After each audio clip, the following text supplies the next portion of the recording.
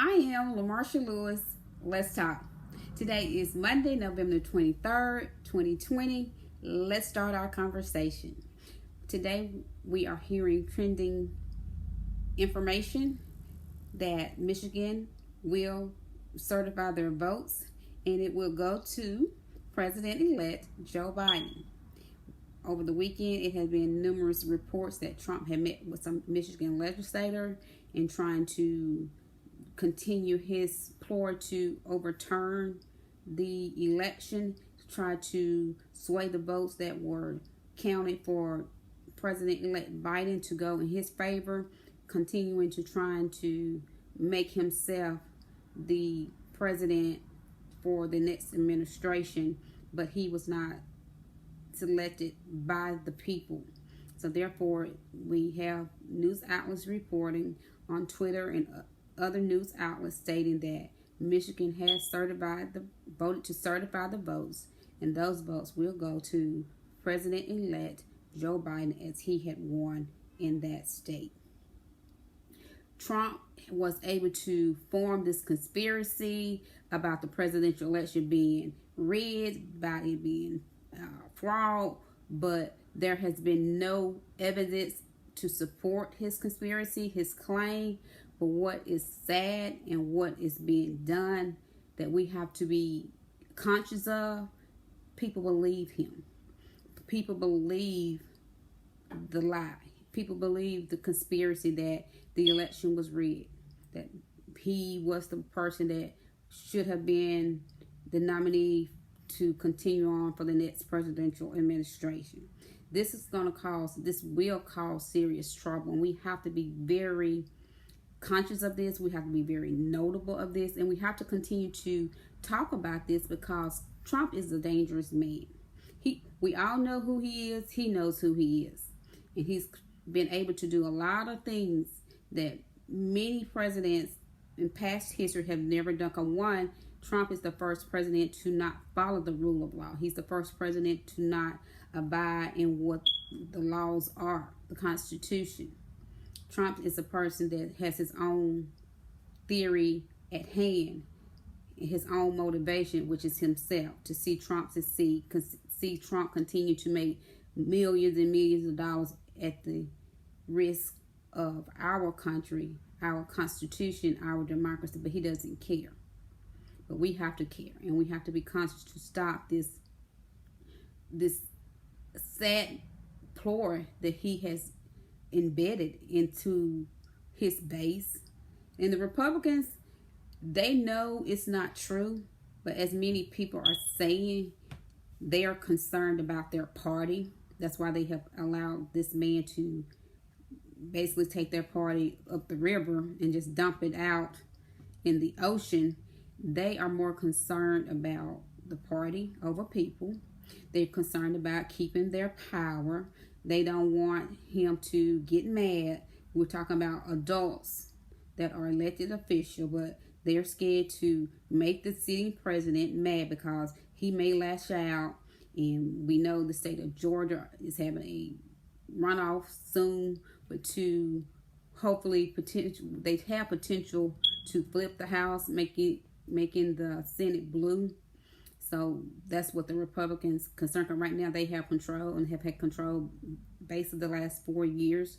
And so they're used to doing things their way, as we have seen with all the Confederate conservative judges that they have passed through and also continuing to pass through. They have one mission, that's remaining in power, but they're doing this at the cost of you and I. They're doing this at the cost of our national security being in jeopardy, at risk, all because they want to maintain power, and they don't care. And as I have stated, there was nothing to support Trump's claim, but because they're being silent and complicit to these allegations that he has put into place, and that he do have some people all over the world believing this is going to be something we will have to deal with for years and years to come. And it's sad to say what our history books will reflect for our future generation, our children, our grandchildren, and their children, how adult men and women sat silent and complicit to a man that fumed lies and theories that mocked who we are as a people of the United States, who we are as a country, our Constitution, our democracy. This will not be forgotten, and they will have to one day answer to these things, and most likely will be through their children or their grandchildren. Like I say, our future generation that will come back to hold these silent, complicit, spineless cowards. Why did you allow this? Why did you just sit still and let one man make a mockery of who we are? But that's something all of them will have to answer to. It's propaganda. The propaganda is very dangerous. Trump's legal team is on every news outlet that they can, especially their fan club, Fox News, with their conspiracy theories that Trump won the election. It was rigged. There was fraud.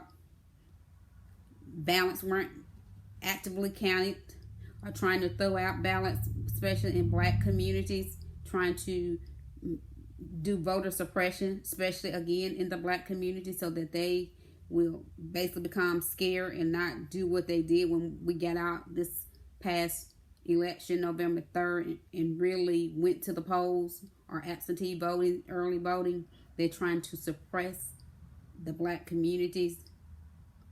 But this will not stand, because people are tired. But we have a legal team at every opportunity spreading the conspiracy theory. But when they go into a court of law and stand before a judge and ask for the facts, there's no facts that can confirm the allegations what they're claiming. And then they go to the courtroom and tell the judge, well, there's no suspicion of fraud or misconduct. Why is that? Why? Because they know they can be disbarred. They know they can lose their license as a practicing attorney, as well as be fined or jailed. And I think really to stop this silliness and this foolishness that Trump has geared up, these attorneys do need to be held accountable for their lies, for these knowingly false allegations, because it's simply not right. As I have said in previous statements of videos, we had a presidential election, we had Senate election, there was other initiatives on the ballots. There was never just one category, just one president only on that ballot. It was other people, senators, had to vote for senators. Different states had their own different initiatives, as well as the president. So how is it that if the senator that was on the ballot, he or she that won for their state, just for, let's use for instance, Kentucky re-elected Mitch McConnell. South Carolina re-elected Lindsey Graham. Unfortunately, the state of Mississippi, where I live, re-elected Cindy Hyde-Smith, the woman who has publicly said she would sit front row at a public hanging. Would sit front row at a public hanging. And the people in the state that I live in voted to send her back to Washington. So if their races were legitimate, how is it that the president race, which was on the same ballot, there's a conspiracy that there was a rigged election fraud?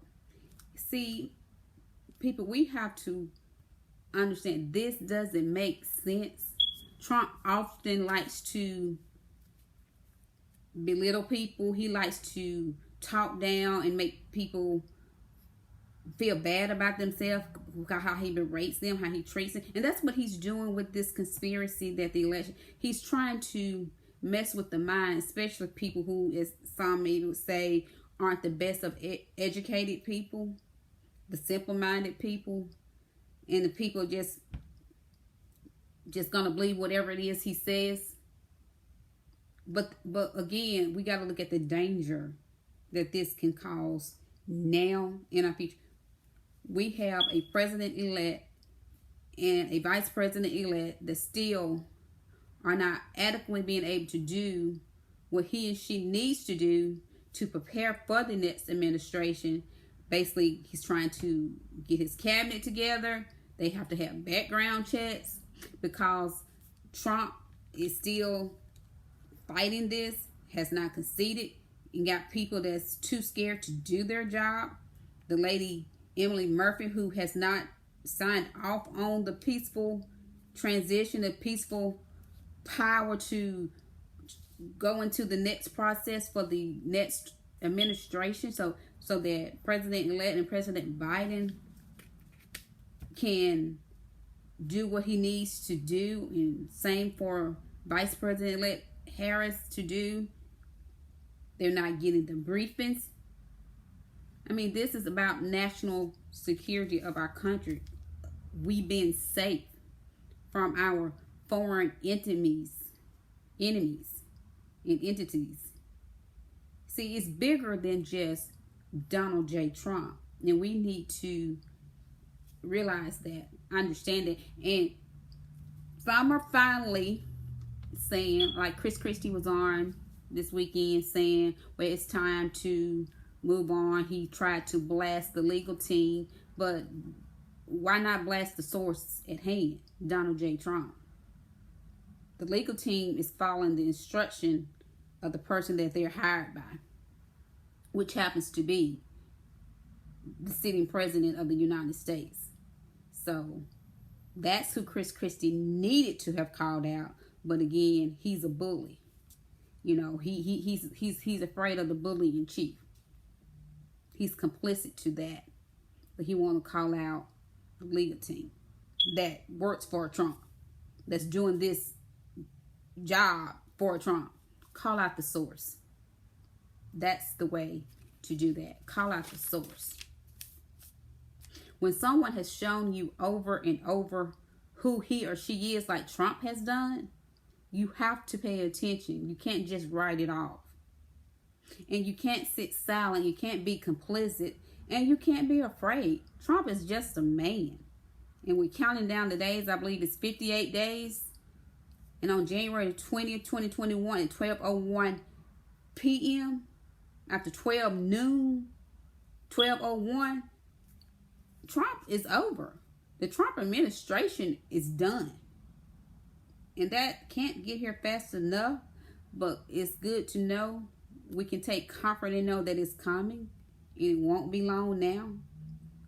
That has been the past 4 years of just living in such fear, depression, oppression, not knowing from one day to the next because he tweets all day long, just ridiculous things, and the things that he does.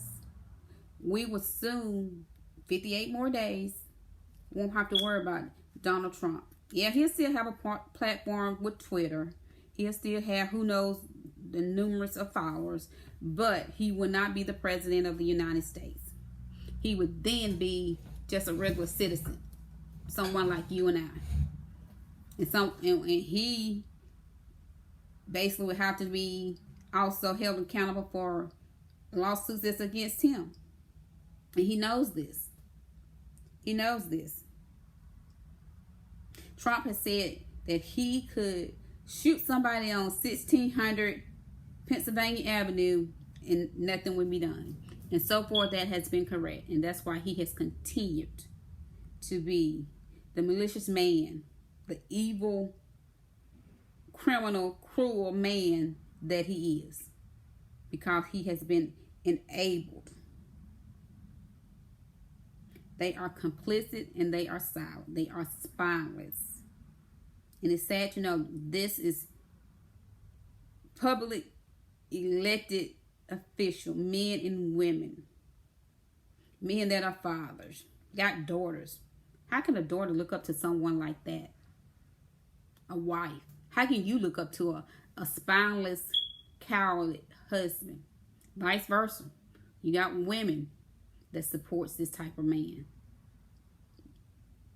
I know most white suburban women are taught to do whatever their spouse tells them. You know, they got to be quiet in the household. They're to follow what the lead of the man. But you're a woman, you're a mother, and you have daughters, your children, your sons are looking at you. They will be following in what they're seeing. That's how we have racism as it is, and prejudice and bigotry, because this is taught. It's taught because it's seen in the home. It's taught in the home. It's the way of life. And this is not something to be proud of when you have a senator that sits complicit and silent, knowing that the president that is currently serving did not get reelected for a second term. And why not acknowledge that? To say it in private doesn't mean anything. That you have no balls if you got to say it in private, but you can't say it publicly. If you want to be somebody of importance, have some balls and some respect, you openly call out the BS that this was not a rigged election, that Donald Trump was not reelected. I mean, it's just the right thing to do, because it is what it is in this case. He was not reelected. But this is still what we're talking about, because of these silly allegations. He's still having people going to court, losing the cases, making a mockery of us, the United States, the people, all because he doesn't want to accept that he was not reelected. How long will we continue to have this type of government where people have no regard for the rule of law, no human decency, no respect, no morals, no values, no integrity? We was taught when we was children to, if you can't say something good, don't say anything. You know, we were taught not to be disrespectful to one another. Why we can't have adults that are the people that were sent to Washington, D.C. to represent us, the American people, why we can't have them to do that? I saw on Twitter where AOC has said COVID is exploding. The numbers are increasing, as we know. People are hungry. Thanksgiving is this Thursday. Mitch McConnell has dismissed the Senate. She asked the question, I really don't understand how these people sleep. She said, I really don't.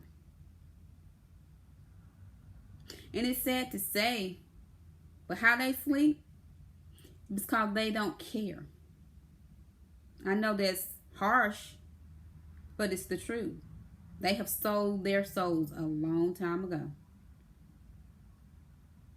to where what's important to people like him, Mitch McConnell, and all of those senators, those Republican senators, is remaining in power. Power. Power. Power. That's how they sleep at night or don't sleep at night. Because they don't care. They want to remain in power. They want to remain rich. Because all of them are rich. Mitch McConnell, I believe, has been in Congress over 36 years, I think I read somewhere. However, I know it's been a long time. Same for Lindsey Graham. I mean, many of them, numerous of them, have been there for years and years. The late John McCain had been in there for years and probably would still be there if his health hadn't declined. And then, as we know, he passed away a couple of years ago.